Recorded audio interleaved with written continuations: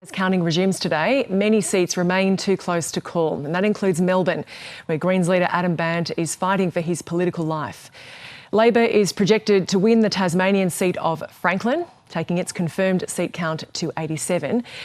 And yesterday, Independent MP Zoe Daniel was defeated in the seat of Goldstein, becoming the first of the Teal independents swept to power in 2022 to lose their seat. Political reporter Alison Schauer has more from Parliament House in Canberra. There has been a little bit of good news for the Liberal Party. They're now projected to hold at least 40 seats in the next term of Parliament in the lower house, and they're still in the lead in about 4 other seats which are still in doubt.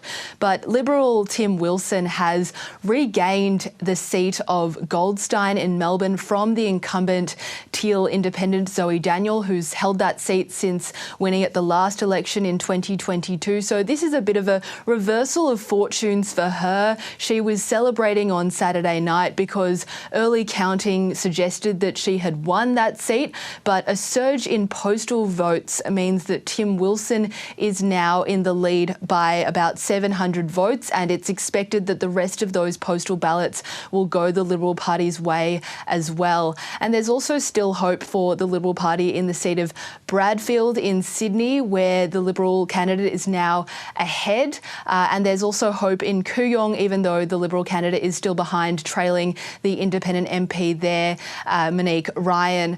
In terms of Labor, they've also picked up some seats, including the seats of Wills and Franklin. So Wills is a seat in Melbourne that the Greens had been hoping to gain, but Labor MP Peter Khalil has held on there, as has the Agriculture Minister Julie Collins in her seat of Franklin in Tasmania. But there are still 13 seats in doubt, and that includes Greens leader Adam Bandt's seat of Melbourne, which he's held since 2010. So at the moment, he is in the fight of his political life. He's trailing by about 4,000 votes to Labor's Sarah Whitty. So that means the current state of play is that the most the Greens can hope for in this next term of Parliament in the lower house is 2 seats. Of course, in the last term, they held 4, but the 2 seats they're still in contention for are the seat of Ryan in Queensland and that seat of Melbourne.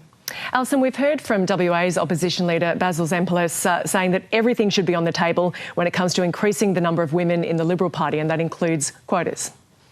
That's right. He's weighed into this debate about implementing gender quotas in an effort to fix the Liberal Party's problem with female representation. And there've been growing calls since Saturday night from Liberal Party members, from former Liberal Party members, and from those adjacent to the party, saying that what's needed to fix this issue is to potentially implement gender quotas. So he says the WA opposition leader was talking specifically about the WA Liberal Party, but he said that Parliament needs to reflect what's happening in the community. So if the community's at 50-50, that's what needs to happen on a parliamentary level as well. So he was asked whether he thinks quotas are the answer, and he said whatever it takes. This is what he had to say. Where we are today, everything has to be on the table, and that has to include a genuine and serious conversation about quotas, if that's what it will take. And Liberal Senator Maria Kovacic has broken ranks to oppose the party's nuclear plans.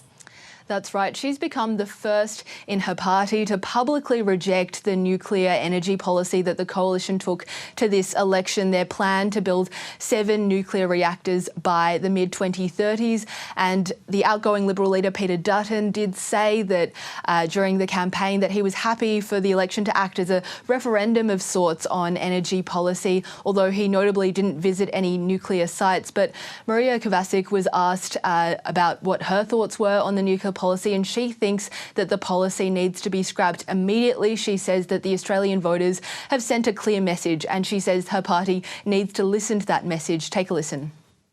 The election result was devastating. We have lost very good members of Parliament. We have lost our party leader. We have lost shadow cabinet ministers. So the message from the community is very, very clear, and that's why I believe that this nuclear policy has to go.